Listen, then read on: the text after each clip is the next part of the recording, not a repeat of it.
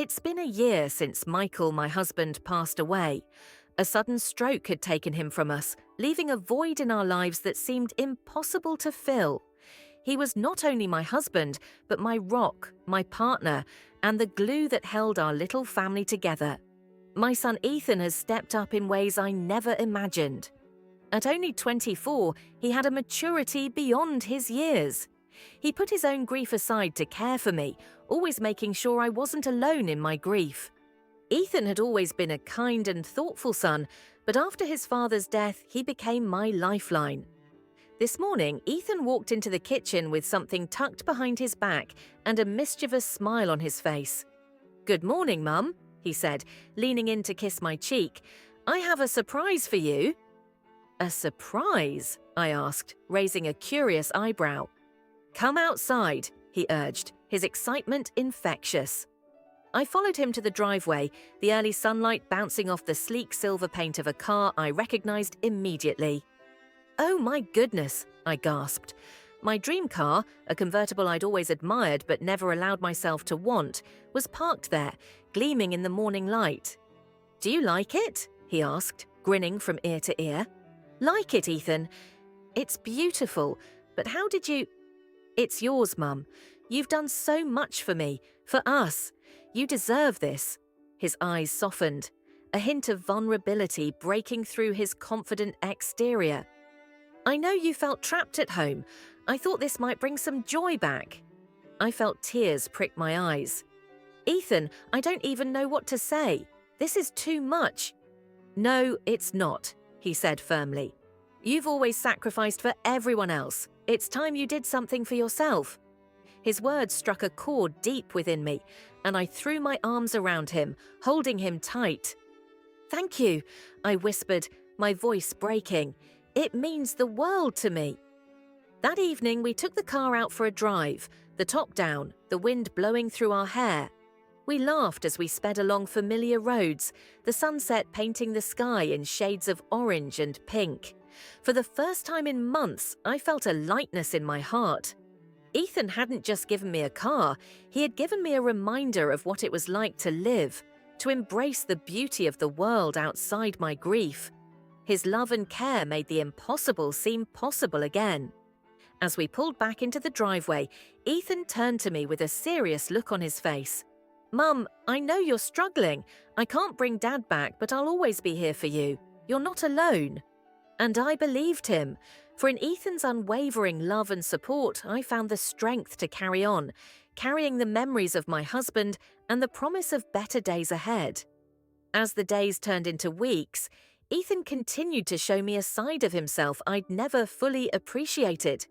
It wasn't just the grand gesture of the car, it was the little things he did every day that reminded me that I wasn't facing life's challenges alone. It started with small moments. When I stumbled into the kitchen one morning, blurry-eyed and not quite ready to face the day, Ethan was there, apron in hand, cooking breakfast. "I thought you could use a break from cooking," he said wryly, setting a plate of perfectly fluffy pancakes in front of me. "You spoil me, Ethan," I said, laughing softly, but deep down his thoughtfulness warmed my heart. "You deserve to be spoiled, Mum," he replied, his voice soft but firm. "You've done so much for me. Let me look after you for once." It wasn't just breakfast either. Ethan was always one step ahead, finding ways to make my days a little brighter. When I couldn't bring myself to clean out the attic where so many of Michael's things were stored, Ethan quietly took on the task. He didn't pressure me to go through anything, just made sure it was organized and ready when I was ready. One rainy afternoon, I found him in the living room, carefully arranging flowers in a vase. I stopped and watched him for a moment. "Flowers?" I asked, tilting my head. "What's the occasion?" "No occasion," he said, looking up with a small smile. "I just thought the house could use some color, and I know you love lilies." My chest tightened at his thoughtfulness. Michael had always brought me flowers for no reason, and Ethan must have remembered. "You're different, you know that?" "I try," he said, flashing me his trademark grin. But it wasn't just the thoughtful gesture. It was the way he looked at me, like I was the most important person in his world. Ethan had a way of noticing even the smallest changes in my mood. If he saw me staring out of the window for too long, lost in thought, he'd bring me a cup of tea and sit beside me in comfortable silence. If he caught me sighing over a heavy task, he'd jump in and take over, telling me to rest. "You don't have to do everything yourself, Mum," he kept reminding me. "I'm here." One evening, as we sat on the veranda watching the sun sink below the horizon, Ethan turned to me with a thoughtful expression on his face. "You know, you're amazing," he said, his tone sincere. "Where does that come from?" I asked, smiling at him. "It's the truth," he said with a shrug. "You've always been so strong, even when things have fallen apart. I don't know how you do it." I looked away, the emotion of his words threatening to overwhelm me. "I'm not as strong as you think I am," I admitted. "Sometimes I feel like I'm barely holding it together." Ethan reached over and put a hand over mine. "You don't have to keep it together all the time. It's okay to lean on me. That's what family is for." I squeezed his hand, grateful beyond words. He had a way of making me feel seen, as if he understood the depth of my grief and the weight I carried every day. As the weeks turned into months, Ethan's unwavering support became my anchor. He encouraged me to step out of my comfort zone and pushed me to embrace life again. He signed us up for a cooking class, saying it would be something fun we could do together. I was reluctant at first, but his enthusiasm was infectious. In the class, I found myself laughing for the first time in what felt like forever. Ethan was terrible at following recipes and often went rogue with the ingredients, but his playful attitude kept the mood light. When our soufflé collapsed spectacularly, he turned to me with an exaggerated look of despair. "Well, we may not win any prizes, but at least we'll have a good story," he said, making me laugh until my sides hurt. Ethan's compliments also always surprised me. He had a way of making me feel valued and appreciated in a way I hadn't felt since Michael died. One night, as I was getting ready for dinner with an old friend, Ethan stopped in his tracks when he saw me in a dress I hadn't worn in years. "Wow, Mum," he said, his eyes wide. "You look stunning." I felt a blush rise to my cheeks. "Oh, stop it," I said, waving him off. "It's just an old dress." "No, seriously," he insisted. "You look beautiful." His words stayed with me all night, a little boost of confidence I hadn't realized I needed. Beyond the compliments and concern, Ethan became my partner in rediscovering joy. He surprised me one weekend by planning a day trip to a nearby vineyard, knowing how much I love wine tasting. We strolled through the vineyards, sampling different blends and laughing at our less than sophisticated descriptions of the flavors. "You have a good palate," Ethan said, teasing me. "I think we've found your calling." I rolled my eyes but couldn't help smiling. "Don't quit your day job, wine critic." The days we spent together were healing in ways I hadn't expected. Ethan's unwavering love and support reminded me that even in the face of loss, life has its moments of beauty and connection. In those moments, I began to believe that maybe, just maybe, I could find happiness again, not despite the pain, but because of the love that surrounded me. That evening, the wind was howling outside, rattling the windows and promising a storm. I was in the kitchen doing the dishes when the lights flickered once, twice, and then went out completely, plunging the house into darkness. "Ethan!" I called, my voice cutting through the sudden silence. "I'm here," he replied from the living room, the sound of his voice immediately reassuring. A moment later, I heard his footsteps approaching, and his silhouette appeared in the doorway, torch in hand. "Looks like the storm knocked out the power," he said, shining the light around the room. "Well, this is cozy," I said with a soft laugh, drying my hands on a towel. "At least we have flashlights." Ethan grinned. "You know, this reminds me of when I was a kid. Remember those blackouts we used to have in the winter?" "How could I forget?" I said, a nostalgic smile spreading across my face.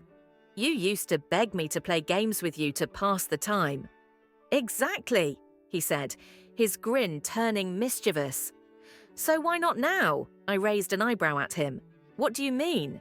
"Hide and seek," he said, his eyes twinkling in the dim light. "Come on, just like old times. It'll be fun." "Hide and seek," I echoed, laughing. "Ethan, we're not kids anymore." "Doesn't mean we can't act like it for a night," he countered, his tone playful. "Unless you're afraid I'll find you too easily." That was enough.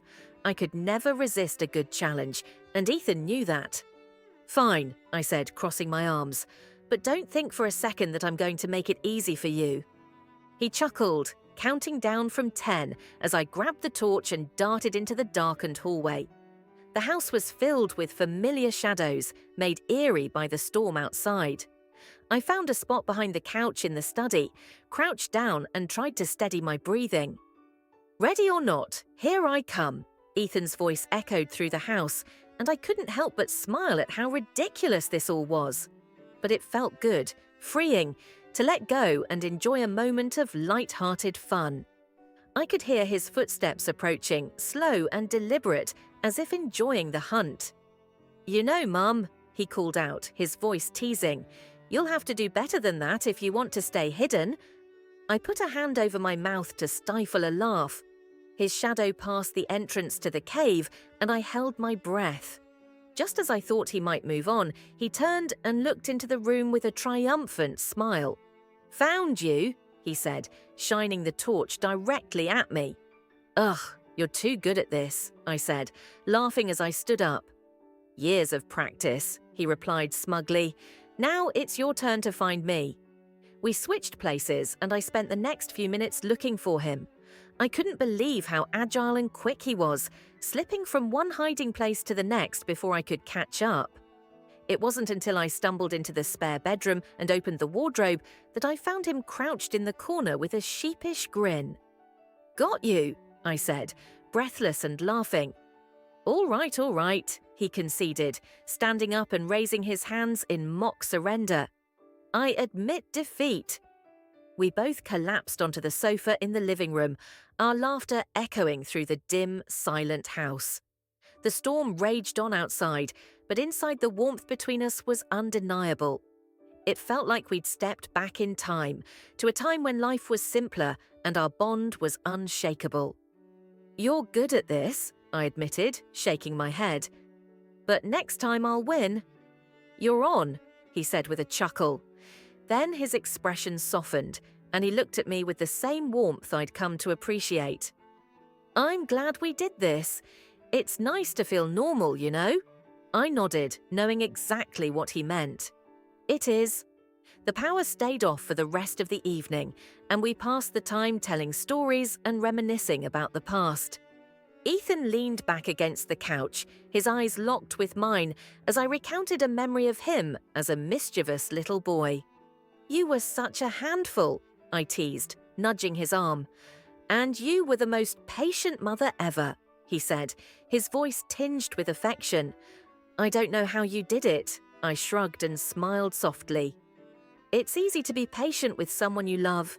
The words hung in the air between us, heavier than I'd intended, but neither of us broke the moment. Ethan reached out and brushed a strand of hair away from my face. His touch lingered just a little too long. "You're amazing, Mum," he said softly. "I hope you know that." I felt my cheeks flush, a mixture of pride and something I couldn't quite put my finger on. "Thank you, Ethan. It means more than you know." As the night wore on, the storm began to die down, and the house grew quiet. Ethan helped me light some candles, their soft glow casting a warm golden light over the room. We stayed there on the sofa, talking and laughing into the early hours of the morning. For the first time in a long time, I felt truly at peace. Ethan's unwavering presence, his kindness and care reminded me that even in the darkest moments there is light. And as I drifted off to sleep that night, I realized how close we'd become. Not just as mother and son, but as two people facing life's challenges together, bound by an unshakable bond. The storm outside had begun to die down, the rain slowing to a steady patter against the windows. The soft glow of the candles we had lit earlier flickered around the room, casting long shadows on the walls. Ethan and I stayed on the sofa, basking in the quiet after our game of hide and seek. "We should put on a film," he suggested, stretching his arm towards the remote. "Something light. No horror. I've had enough adrenaline for one night." I laughed softly and nodded. "Agreed. Something romantic, maybe." He raised an eyebrow, feigning surprise. "You're suggesting romance?" I nudged his arm playfully. "Don't act so shocked.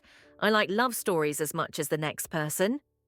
After scrolling through the options, he chose a classic love story, one I hadn't seen in years but had always admired. As the film began, the room settled into a comfortable silence, the sound of rain mingling with the dialogue on the screen. At first, we sat at a respectable distance, but as the plot unfolded and the protagonists navigated their way through heartbreak and reconciliation, Ethan moved closer. I didn't think much of it at first. He always liked to be close, even as a child, and the warmth of his presence was comforting. Then, as the film reached one of its softer, more emotional moments, I felt him lean against me, his arm wrapping gently around my shoulders. "Is that okay?" he asked softly, his voice close to my ear. I hesitated for a moment, unsure why the question made my heart skip a beat. "Of course," I said, smiling at him. "It's nice." And it was. His hug was firm yet tender, the kind of gesture that spoke volumes without words. It reminded me of all the times he'd held me as a little boy, seeking comfort after a skinned knee or a bad dream. But there was something different now, something in the way his hold lingered, his fingers brushing lightly against my arm. As the film continued, Ethan turned to look at me. "You remind me of the main character," he said suddenly, his eyes warm and thoughtful. I blinked, surprised. "Me? How so?" "She's strong," he said simply. "Even when things don't go her way, she keeps going. She doesn't give up on the people she loves." His words fell like a blanket over me, and I felt a lump rise in my throat. "That's sweet, Ethan, but I'm not sure I'm as strong as you think I am." "You are," he insisted, his voice soft but firm. "You've been through so much and you're still here. You're incredible." Before I could respond, he leaned forward and planted a soft kiss on my cheek. The gesture was innocent, affectionate, but it sent a ripple of warmth through me that I couldn't quite explain. I turned to him, startled, but his expression was calm, his eyes filled with nothing but sincerity. "Ethan," I began, not sure what to say. "You don't have to say anything," he said, gently cutting me off. I wanted you to know how much I care about you. You've always been there for me, and I want to be there for you." I nodded, unable to find the right words. Instead, I leaned into his embrace, resting my head on his shoulder. The film continued to play, but neither of us was really watching. The weight of his arm around me, the warmth of his body pressed against mine. It all felt so natural, so grounding, that I didn't want the moment to end. As the credits rolled, Ethan shifted slightly and turned to face me. "Thanks for tonight," he said, his voice soft. "I can't remember the last time I felt this happy." "Neither can I admitted, meeting his gaze. "You've done so much for me, Ethan, more than I could ever repay." "You don't have to repay me," he said with a small smile.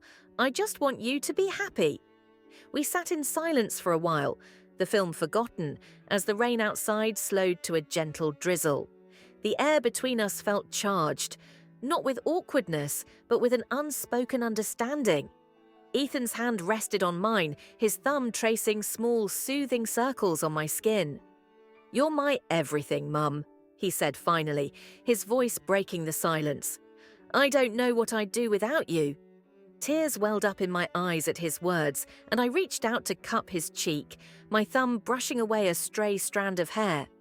"I'm so lucky to have you, Ethan," I whispered, my voice shaking. "You're my everything too." The weight of the moment pressed down on us, heavy with emotions that neither of us could fully articulate. But in Ethan's steady gaze and the warmth of his touch, I found a peace I hadn't felt in months. It was a connection deeper than words, a bond that transcended the traditional roles of mother and son. As the candles burned low and the rain outside faded to silence, we stayed there on the couch, wrapped in each other's presence. It was a moment of closeness I knew I would treasure forever, a reminder that even in the darkest of times, love has the power to heal and bring us back to life.